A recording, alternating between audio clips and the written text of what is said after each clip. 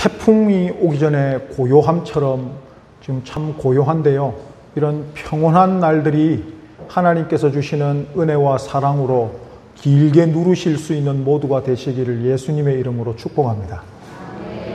태풍이 올라온다고 하는데 주의하시고요. 그런데 아무리 사람이 조심하고 주의해도 자연의 힘을 어찌 이기겠습니까? 그런데 하나님께서 보호하여 주셔서 모두가 평안할 수 있도록 기도해 주시는 오늘과 내일이 되시기를 요청드립니다.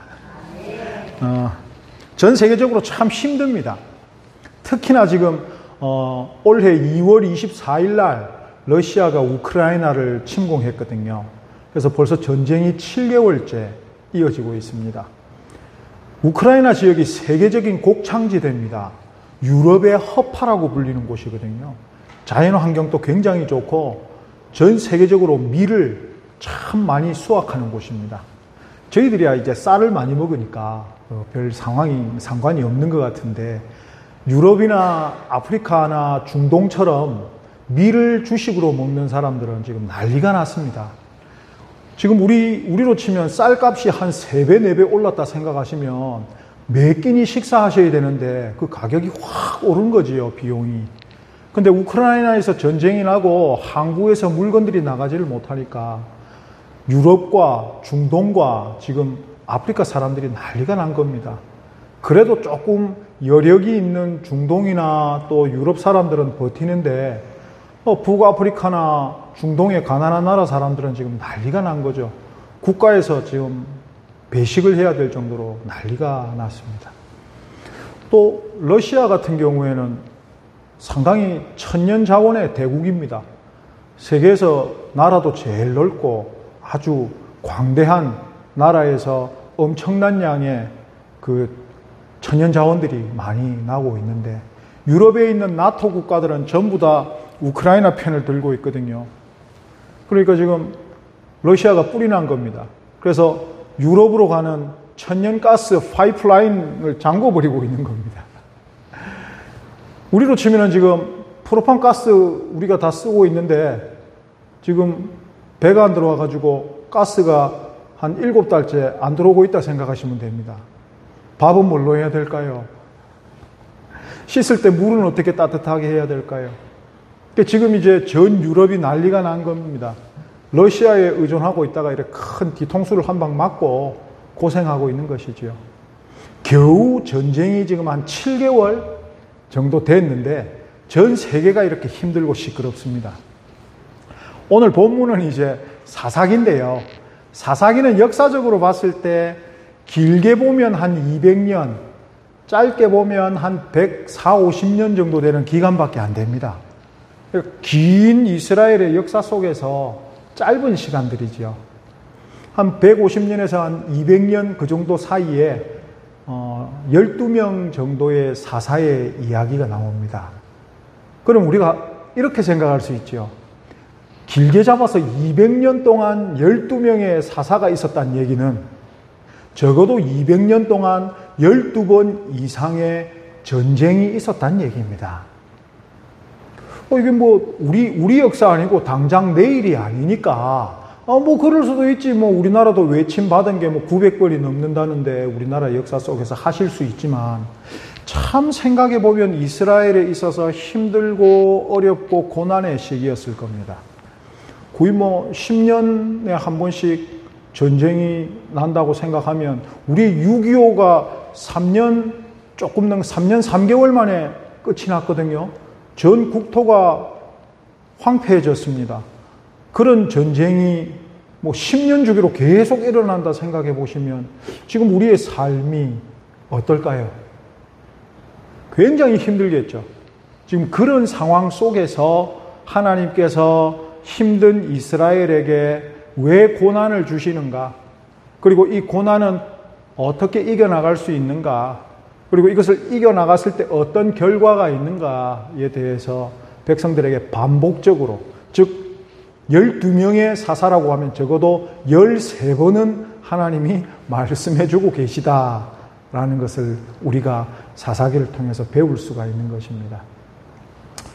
제가 군에서 제대하고 이제 직업 군인 생활을 하다 보니까 퇴직금이 좀 있었습니다. 퇴직금을 가지고 나와가지고 사업을 했습니다. 처음에 시작이 너무 잘 되더라고요. 그러다가 홀딱 망했습니다.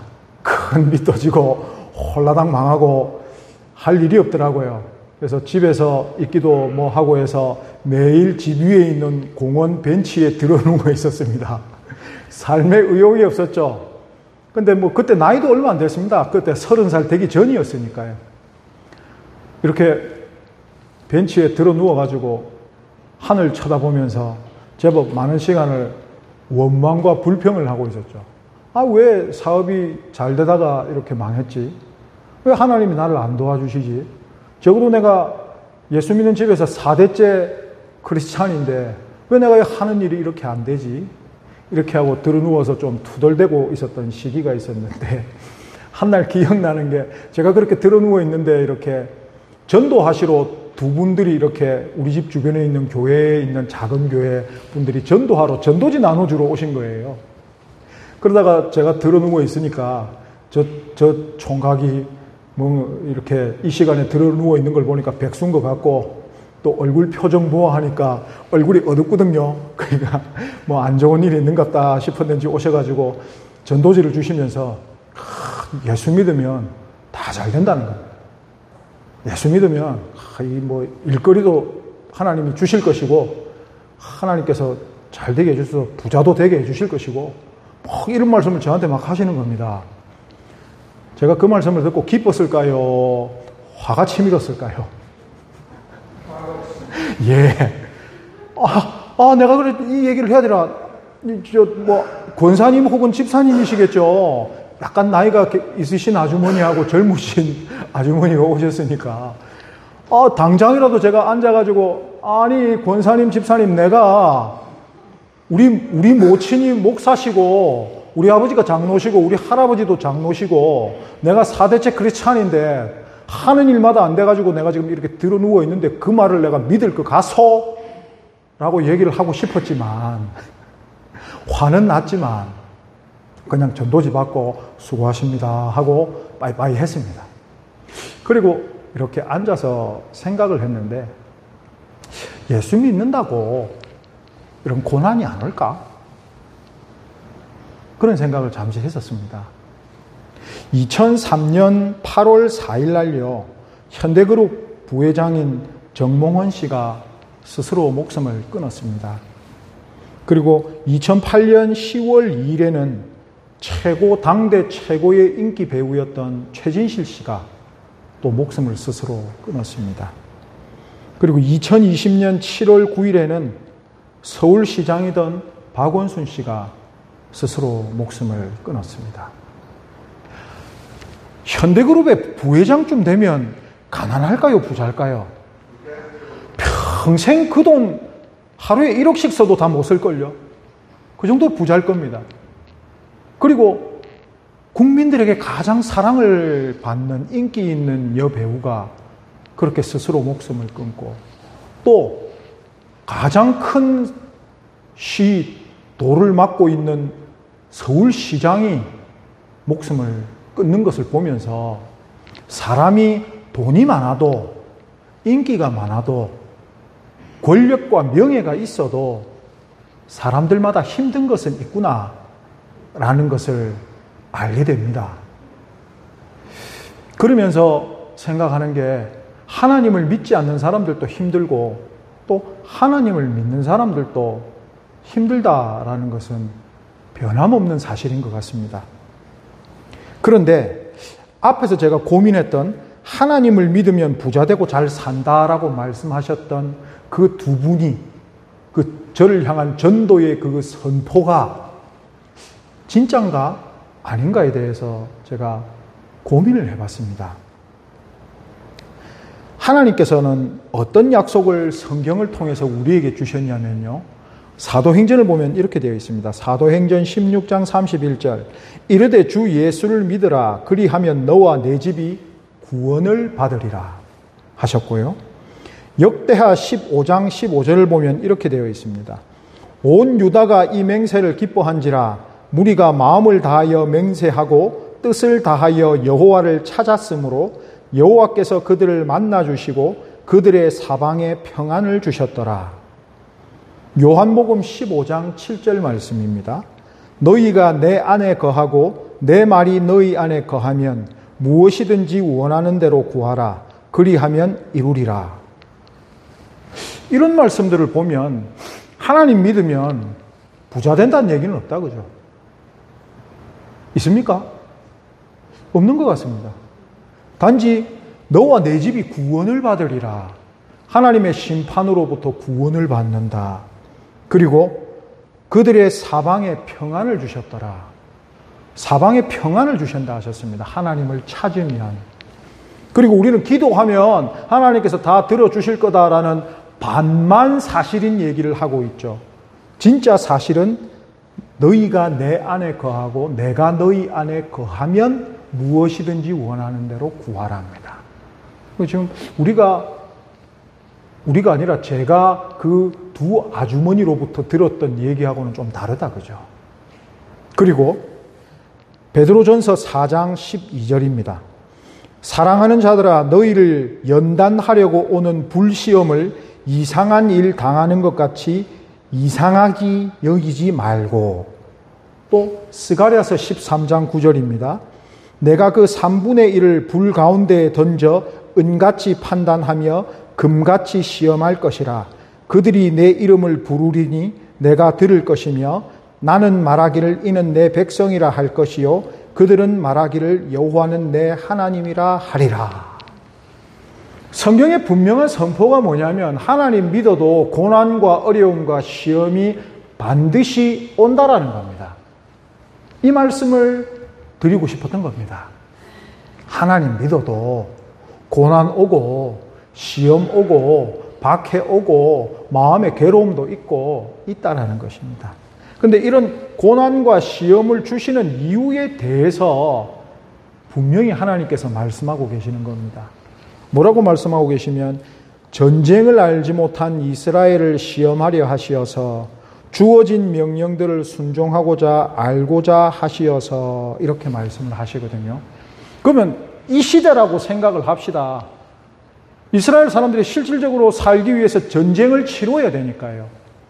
우리는 지금 뭔 전쟁을 치르겠습니까?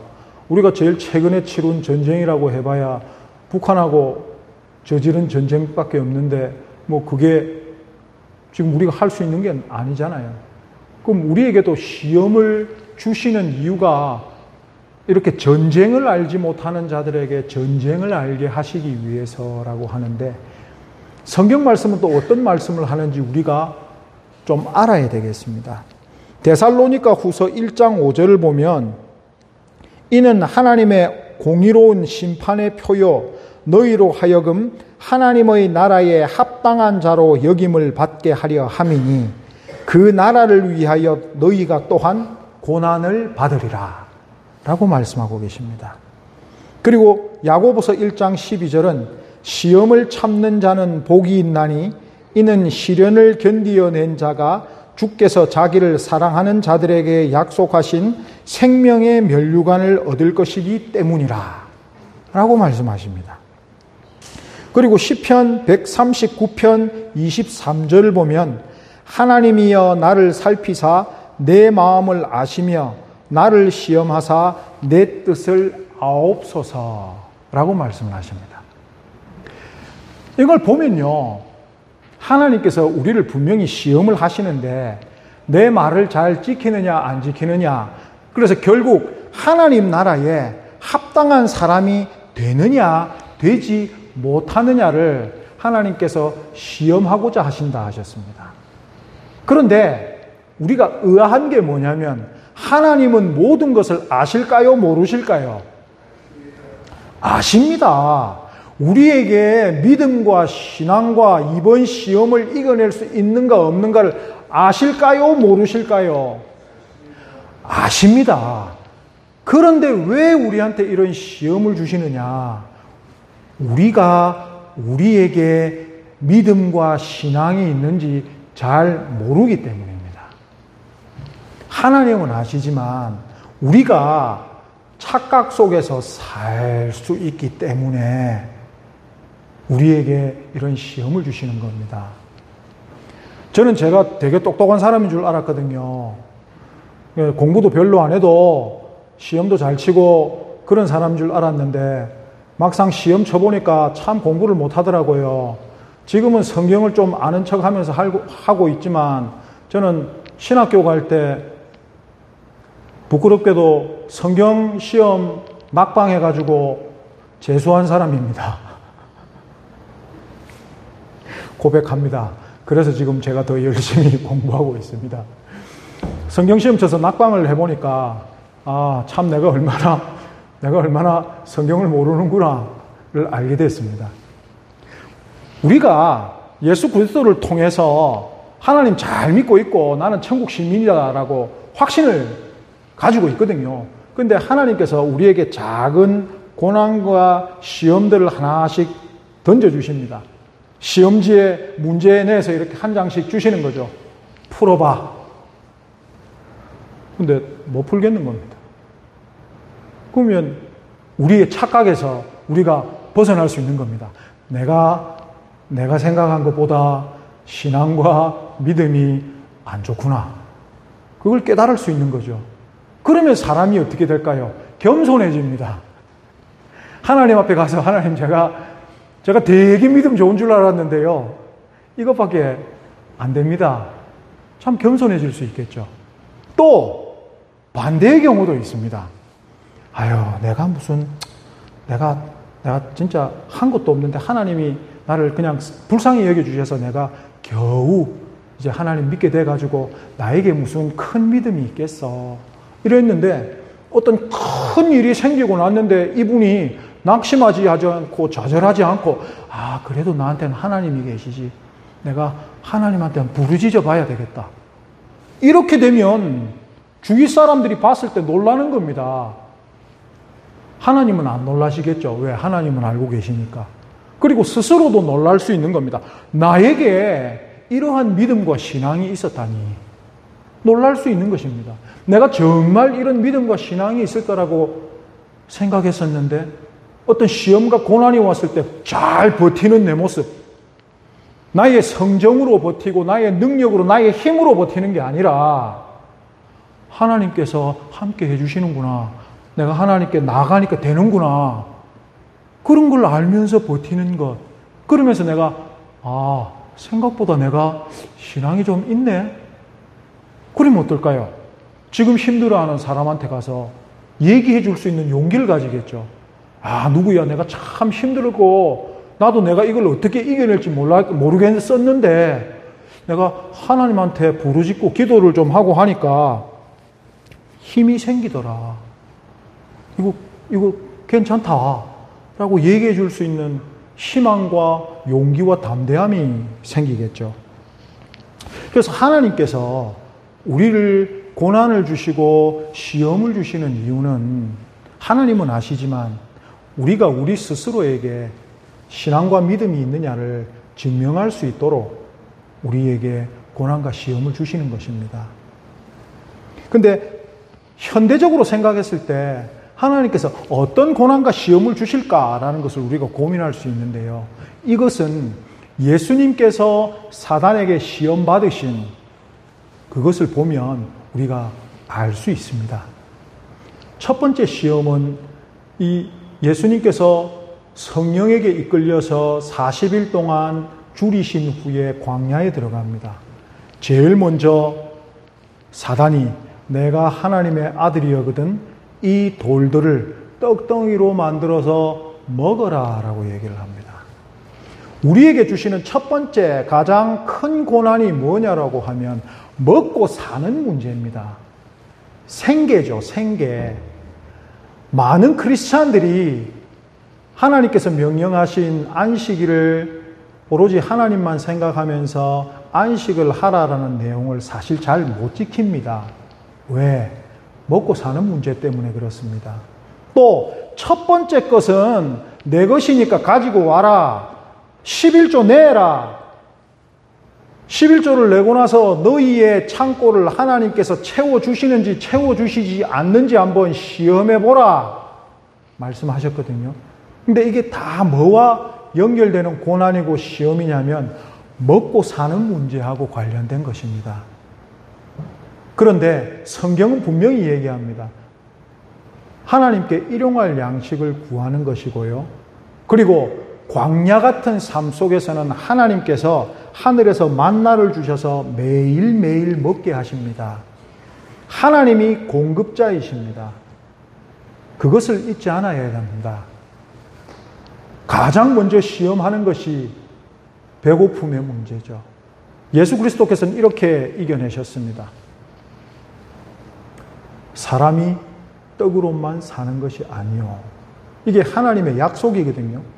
성경 말씀으로 사는 것입니다. 영원한 양식이 되고 또한 하나님께서는 실질적인 양식을 내려주십니다. 두 번째 시험은 성전 꼭대기로 예수님을 데리고 간 사단이 여기서 뛰어내려라. 뛰어내리면 천사들이 와서 너를 받들어 줄 것이다. 라고 얘기를 하는데요. 한번 예를 들어 보겠습니다. 이스라엘 시대 때 사람들이 제일 주목하고 있는 장소가 어딜까요? 예루살렘 성전입니다. 예루살렘 성전 꼭대기에 사람이 서 있으면 난리가 나거든요. 사람들이 더 모일 겁니다. 세상에 성전 위로 사람이 올라갔다. 다 모이겠죠. 그런데 그 위에서 탁 뛰어내렸는데 천사들이 와서 탁 받아줍니다. 그럼 사람들이 우와, 저 사람 대단하다. 저 사람은 하나님의 사람이다. 인기와 명예와 권력을 막 얻을 것입니다.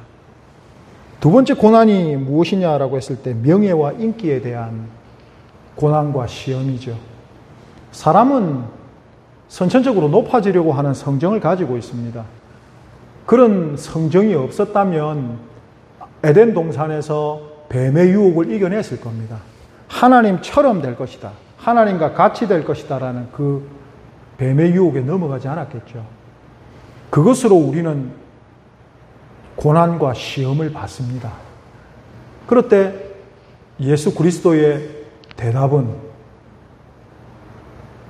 너는 주 하나님 아버지를 시험하지 말라 라고 대답하십니다. 하나님께서는 그 누구도 유혹하지 않으시고 사람의 시험도 받으시지 않으시는 분이 하나님이십니다. 세 번째 우리에게 올 수 있는 고난과 시험이 뭐냐면 천하 만국을 보여주고 내게 엎드려 절하면 이 모든 것을 주겠다라고 사단이 얘기합니다. 하나님의 아들인 예수에게 하나님은 천지의 창조시고 모든 것의 주인이신 정체성을 가지고 있는 그 아들에게 지금 하는 얘기가 뭐냐면 나에게 절하면 다 주겠다라고 합니다. 말도 안 되죠. 이게 뭐냐면 정체성을 향한 고난과 시험입니다. 우리 다른 것보다 마음속에 오는 이런 고난과 시험이 있는데요. 내가 예수 믿는 사람으로서 내가 이런 것도 하나 못 이겨내나? 혹은 내가 예수 믿는 사람인데 라는 그 양심을 가지고 살면서 겪게 되는 고난과 시험들이 있습니다. 내가 정직하게 살아야 될까? 정직하게 살아야 않아야 될까? 내가 성실하게 살아야 될까? 게으르게 살아야 될까? 이런 것들을 사회 도덕적인 규범에서 생각하는 게 아니라 하나님의 아들인 우리, 하나님의 자녀인 우리의 정체성으로서 이것을 선택해야 할 때 많은 고난과 시험들이 올 수 있는 것입니다. 예수 믿는 것으로 인해서 오는 시험과 고난들이 있죠. 예수 안 믿으면 내 성질대로 살아도 됩니다. 그런데 성경 말씀은 성정대로 살 것인가 말씀대로 살 것인가의 그 정체성을 구분하고 있는 것입니다. 우리에게 올 수 있는 세 가지 고난과 시험을 말씀을 드렸습니다. 마태복음 4장에 나와 있는 것이죠. 그러면 이 고난의 시험을 우리가 어떻게 합격할 수 있을까? 시험에는, 하나님의 시험에는 분명히 기준선이 있습니다. 그게 뭐냐면 합격이냐, 불합격이냐, 그것입니다. 그럼 어떻게 하면 우리에게 합격이 올 수 있느냐에 대해서는 오늘 9절 말씀에 부르짖어야 한다는 것입니다. 이 부르짖다라는 얘기는 이스라엘에서 그러니까 성경 시대에 표현된 부르짖다라는 이 표현은 회개를 동반한 부르짖음입니다.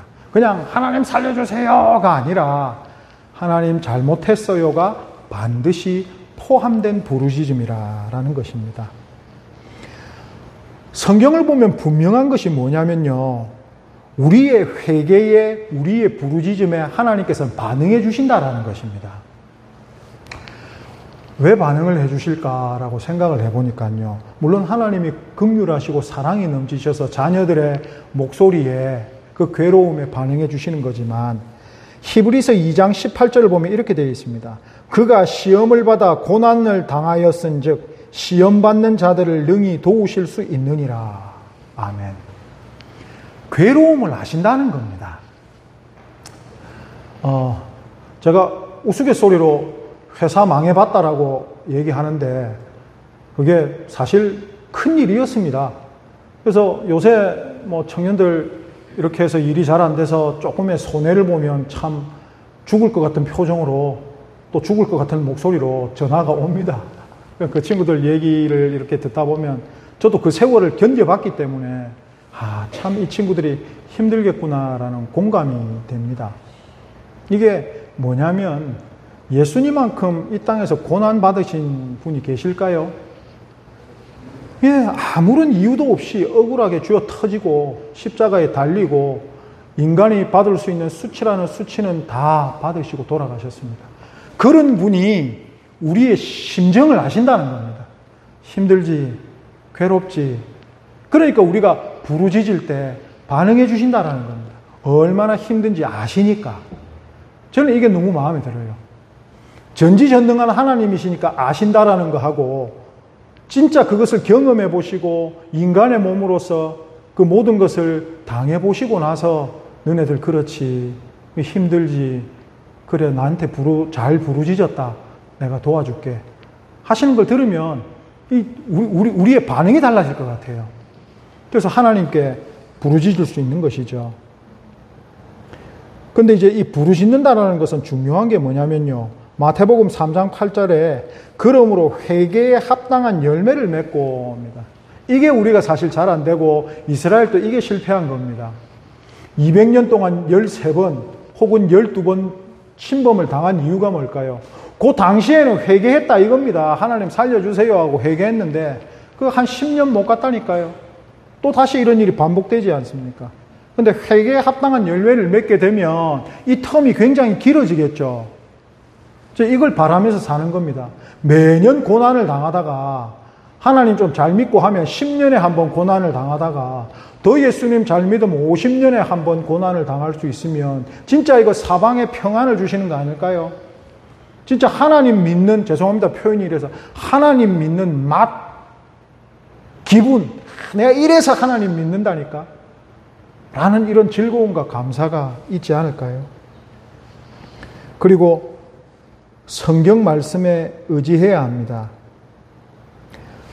예수께서 사단의 유혹이 있을 때 분명하게 첫 번째로 말씀하신 게 기록되었으되입니다.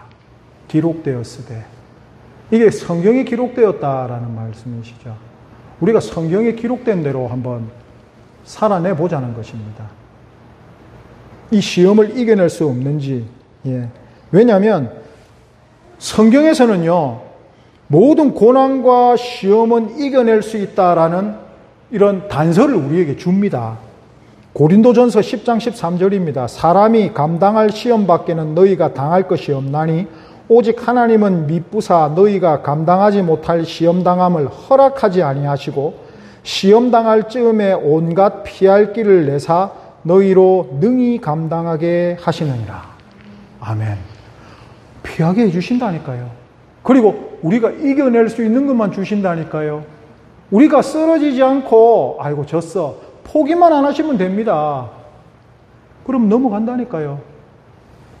그리고 이 시험과 고난 후에는 우리가 더욱더 하나님을 향한 성숙된 자녀가 될 수 있습니다. 로마서 5장 4절, 인내는 연단은 소망을 이룬 줄 알미로다. 히브리서 12장 11절, 무릇 징계가 당시에는 즐거워 보이지 않고 슬퍼 보이나 후에 그로 말미암아 연단받는 자들은 의와 평강의 열매를 맺으리라. 아멘. 우리에게 하나님께서 시험지를 주시는데요. 하여튼 간에 이 답을 쓰셔야 되는데 좋은 게 뭐냐면 오픈북 테스트라는 겁니다. 이 오픈북 테스트가 뭐냐면 시험 문제에 대한 답지가 적힌 책을 주고 그 책 보면서 시험 문제 풀어봐라는 게 오픈북이거든요. 정답을 우리가 알고 있습니다.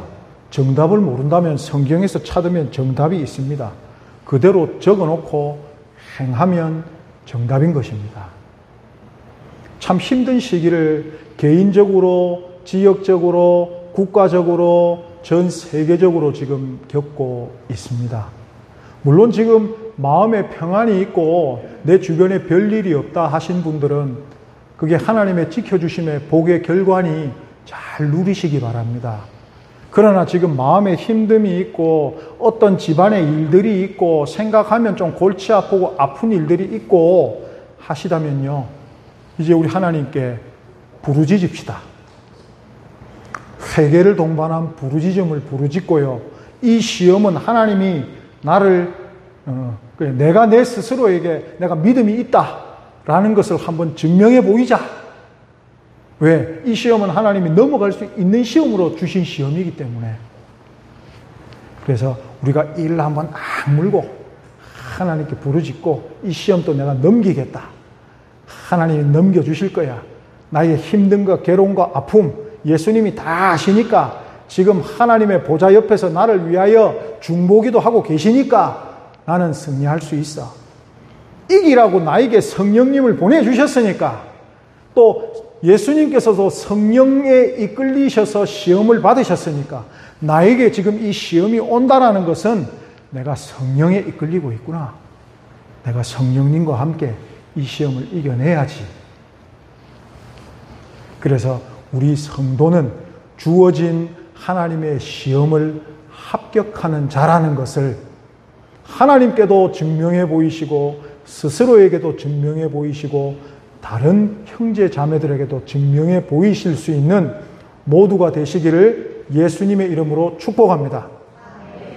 어려운 이 시기를 성령의 힘으로 이기시는 모두가 되시기를 축복합니다. 기도하겠습니다.